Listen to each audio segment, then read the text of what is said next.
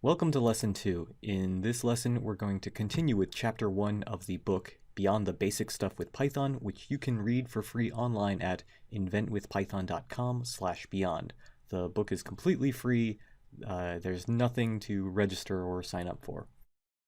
So in this lesson, we're going to talk about linters. Now, the best way to fix mistakes is to not make them in the first place. And lint software, or a linter, is an application that analyzes your source code and warns you of any potential errors. The name refers to the small fibers that are collected in a clothing dryer's lint trap. Linters are great at catching these small errors, usually caused by typos. They work by doing static analysis of your source code. That is, it examines your source code without actually running it. Now, many text editors and integrated development environments, IDEs, such as Visual Studio Code right here, incorporate a linter that runs in the background and can point out problems in real time as you type them. So I'm going to type some code that has a small bug in it.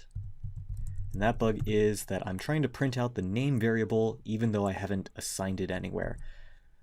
And you can see Visual Studio Code will pop up with undefined variable name. And that's just a way to point out that if you try to run this program, you'll likely have a bug that crashes it right here. And so now you don't have to wait until you actually run your program to see the bugs that it causes. You can get a heads up right here, and that really reduces the amount of time that you have to spend running your code, going back and making changes, and then running it again, because it instantly points out the problem to you as you type it.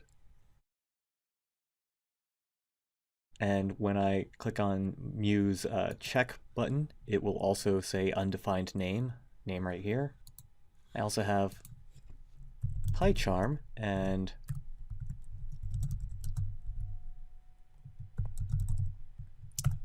PyCharm's linter doesn't seem to catch this. But if I make a syntax error such as that, you can see it'll pop up that there was a typo right here. So these near instant notifications that linters provide will really improve your productivity, because without one you have to run your program and then watch it crash and read the traceback and then find the line in your source code and fix that typo. And if you've made multiple typos, you have to do that over and over and over again. But a linter can just point it out to you as you make. Now, there are several linters available for Python. They're all programming language specific.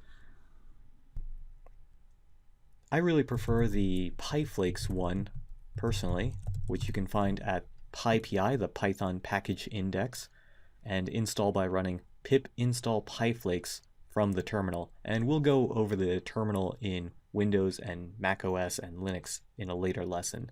Now, some editors won't come with a linter automatically. For example, I really prefer using Sublime Text. But in order to have a Python linter for this editor, you'll have to go through its package control and install something called Sublime Linter, and then also further install linters for Python. The best way to figure out how to do this is to just Google for instructions, such as Googling Sublime Text linter Python.